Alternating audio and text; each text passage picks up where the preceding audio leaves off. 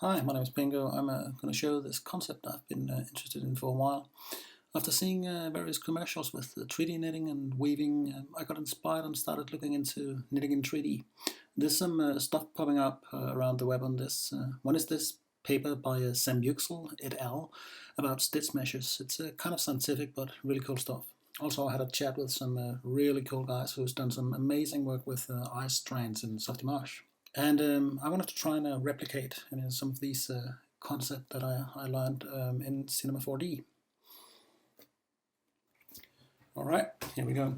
So we're going to start with this shape. I pre-built this. This is just a spline, a B-spline, as you can see, and it's supposed to kind of knit into itself. The ends are going to meet, and we're going to use that as the base. So we need some strings to kind of go around it, and we're going to use a helix, and I'm going to scale it down.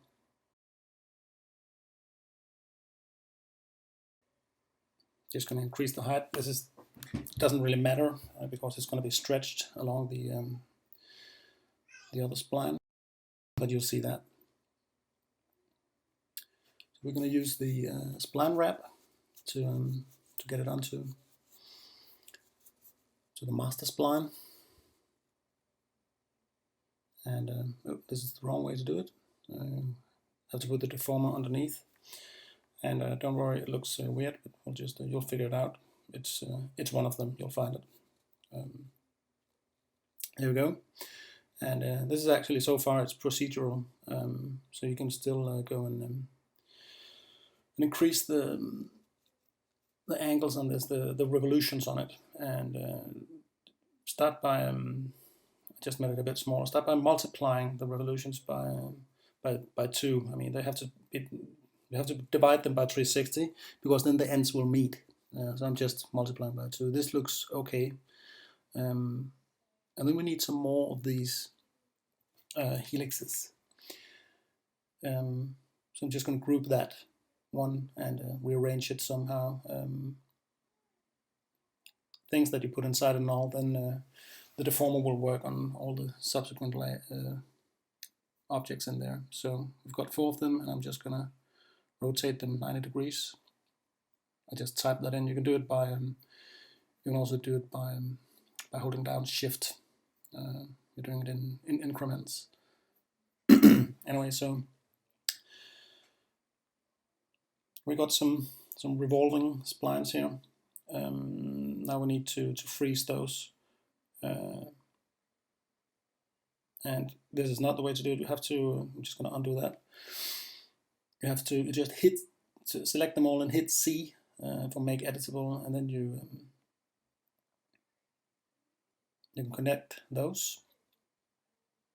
And then just dump the deformer underneath that one instead, and make that current state to object. And you can get rid of that, the first one there, hide it, whatever.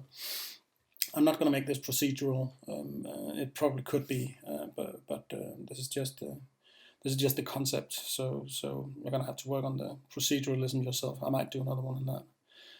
Anyway, we have a new master spline here, a new master object, and I'm just going to show you what it's supposed to do here. I'm just going to put it into a cloner and offset it some side by side here, so you'll get the idea.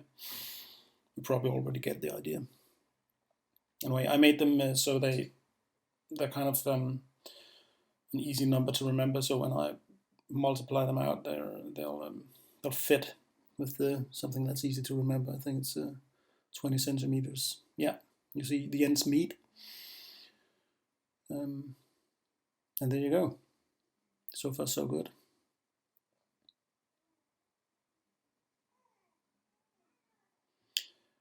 But we want to make sure that it also tile up and down.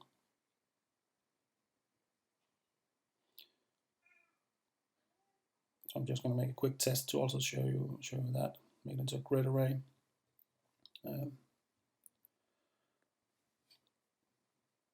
couple in the x-axis, a couple in the z-axis, none in the y-axis. Oh, not, it's 60.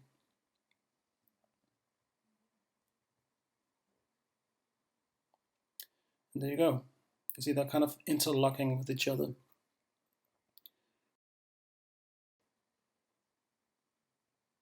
So now we have to make these renderable somehow, and we're going to do that by putting on some hair on these. And just to start out, we're just going to start with the master spline to see what we can do. So I'm going to show that. So add some hair, and oops, I think I did something wrong. I probably I applied it to the cloner. Drop the hair object into there, and yeah, you got some hair there. Make it into the spline guide, and you have to increase the segments on it. And we've got something going already here. And jump into the hair material.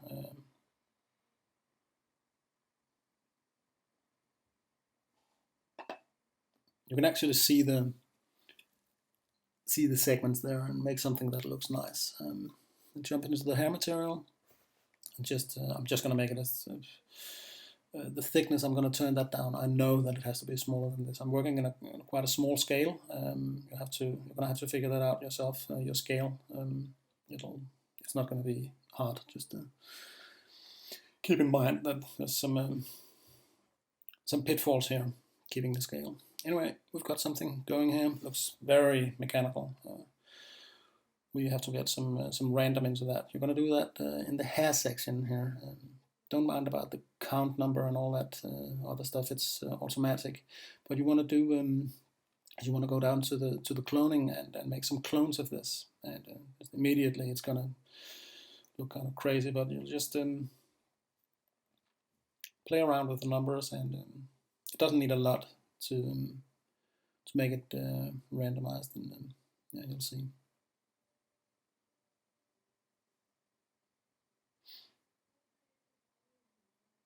This is going to help on a bigger scale to the overall look of it in the end.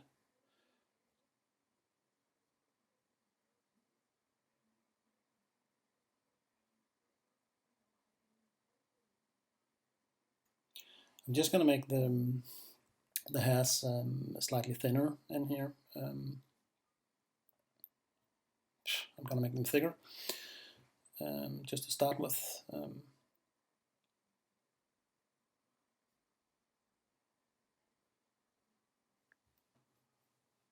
We need to get a light on this so we can see what's make it look good in the end.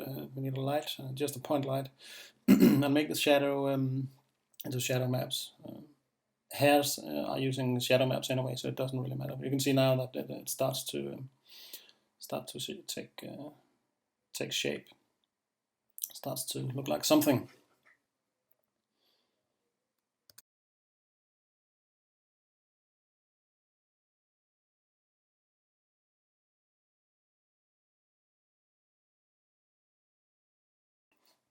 So when you're satisfied, let's see how it works with the cloner there. I'm going to clone it out, and I'm going to render, and nothing happens. Because hairs doesn't clone, not even if you using instances. At least I can't get it to do it, but if you can, then that would be awesome. So we have to find a workaround on that. And what we're going to have to do is we need to get a connect object, and do not drop the cloner into the connect object. That's not how it works. Just select the connector object and drop the cloner into the objects field. And this will connect the splines, the master splines, your master spline, into a continuous one, and you will then be able to apply the hair to that one. You're gonna just click in that field with the hair count there, and it'll adjust itself, and And there you go. We have a repeating pattern, and it's actually still the random is random per knot, which is quite good.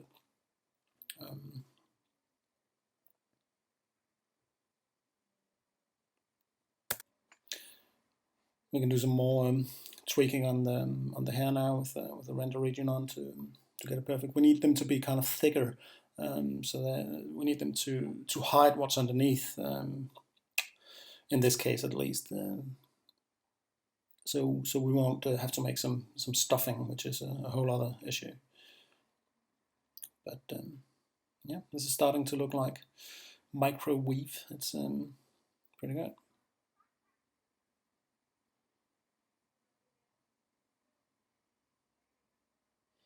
So now we have to see if it.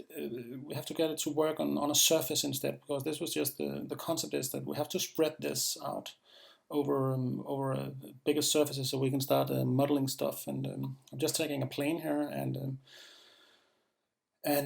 putting the clones on the polygon center, and they are aligning with it. So and don't start turning the clones around or anything. Go back into your master spline and twist the center of it instead, so that it turns the right way. You're gonna be very happy that you did that in the end. And this is you have to figure out which way. Holding down Shift key. I think I'm gonna turn off something because it's a bit slow actually doing this.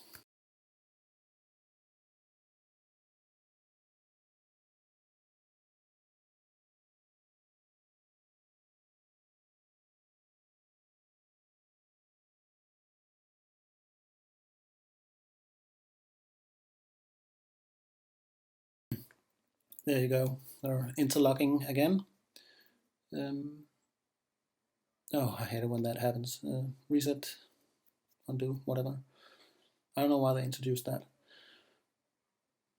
Okay, so let's see what's going on. Just hide the plane so we can see. And it's going to take a while now, but yeah, oh, Eureka, there you go. We got knitting in Cinema 4D. Just going to move that light so we can see some of the specula on this on the strands, on the hairs. Cinema doesn't make strands. So let's have a look at it. You can see all the little hair splines there. The guide splines are sitting there nicely. You can probably do something to optimize this by hiding something and revealing some kind of proxy. So, because I'm imagining if you want to make something in a larger scale, you're going to get a lot of detail and a very slow viewport.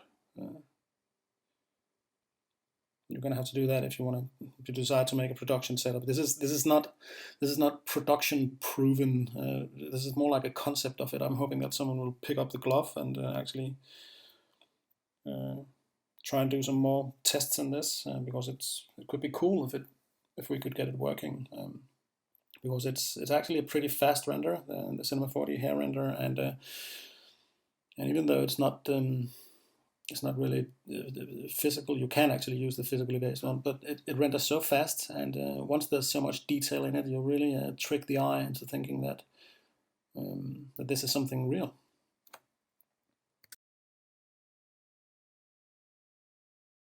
Yeah, looks pretty good. It's a bit straight, so we're gonna add some variance into it, some random hairs, and I'm actually just gonna take a duplicate of the hair object that we already have, and I'm gonna tweak that. And there's two ways. I'm gonna show you one of them first. Just go into the clone section, just make one clone instead, and just pump the variation up on it, and I'm just rendering that now. You can see it's got some kind of feel. That also looks cool, by the way, kind of a web. Anyway, this is one way to do it. The other way is yeah, you can see here's a render with both of them enabled. But it's still not quite the look that that I'm going for. I want a more like a more fuzzy look. So I'm actually just gonna I'm just gonna apply this the second hair object to the plane, the initial plane that we're copying all these clones onto. These are the guide splines. Change it into polygon area, so they're kind of random, and yeah, turn this down so you don't need all these guides. Turn down the length some, and then go into the hairs and I don't know. You figure out how many you want.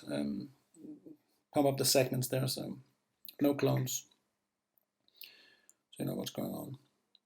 And then duplicate the hair material and put it on the second hair object. I'm just going to make sure that I just did that. Yep, I did. And now get into that one, and we need some distortion on that. Oh yeah, in the editor you can get it to show show hairlines, so there you can see your hairs in the viewport, or representation of it at least. And I'm going to enable the bend and turn that up quite a lot.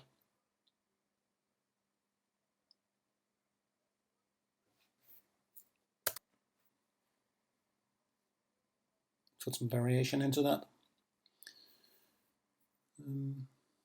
Yeah, let's see if there's something else we can do. Maybe some kink. Yeah, fine for now. And let's see how that looks. Yeah, that'll be fine. Combining those two. Just need some more of those. So yeah, pump that up. And you should have something that will begin to look kind of organic. Yeah, pretty good for Cinema 4D.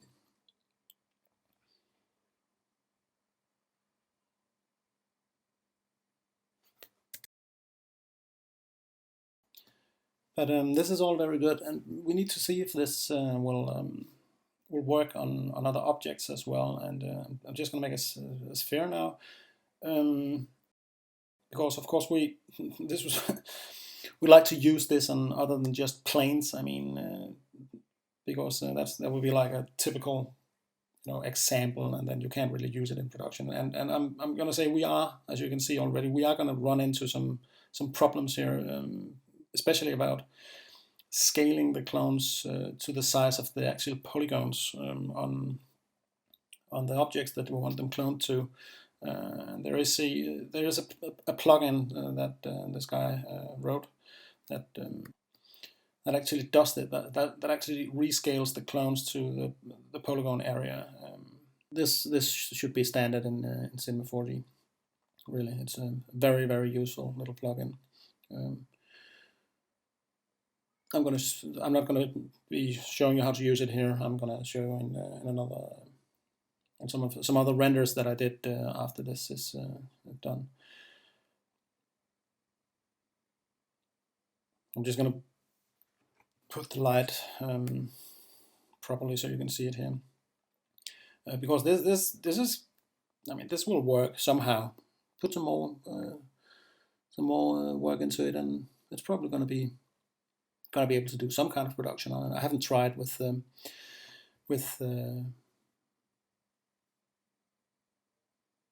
kind of deformation on it, or animating a character or something, but so I don't know how that works. I guess somehow you could be able to get it to work. But you can see at the top here when we render that they're all clumping together, and though it looks kind of nice, I don't think it's actually realistic. I'm going to change this sphere into another type now to just to get a quick workaround on that issue. Would be really cool if you could distribute these clones so they were looking at the UV coordinates of an object, that would be awesome. They would be kind of the same size, and yeah, clones fitted to UVs. That would be nice. Anyway, probably going to start to look good again. Just going to do some tweaking, and I think I'm pretty much going to leave you with that.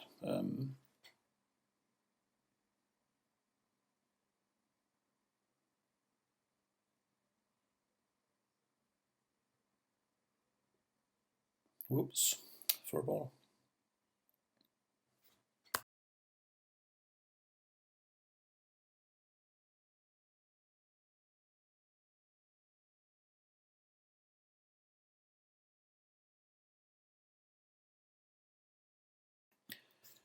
You can do some different stuff to make this look better. I mean, it'll even work with global illumination actually, and it's pretty fast. I'm going to show you later. Just going to put some backlight color into it here. Remember to do it on both of the objects.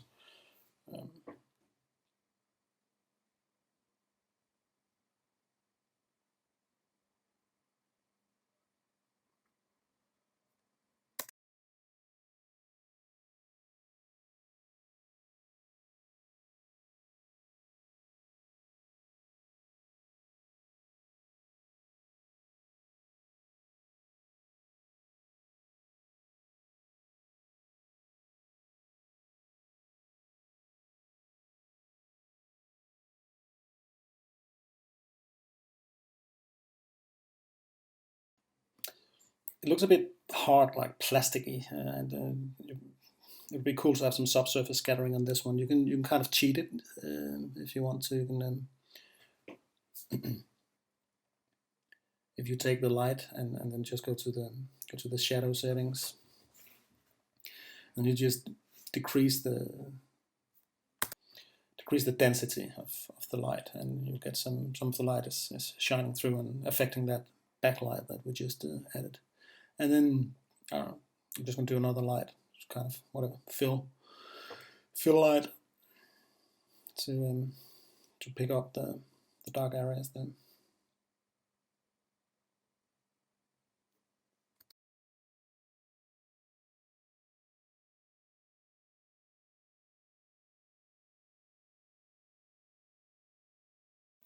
One thing you can also do is go in and change some transparency on the hairs. Instead of changing the thickness of the hairs on these extra hairs to add randomness, just do something to the opacity of them, and that'll make it look good. So they're not so they don't have this sharp end to it. Just going to decrease the length somehow. Do a final render.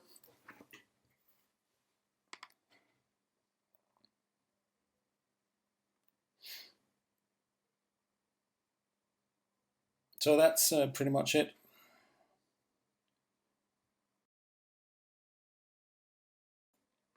Got some good detail there.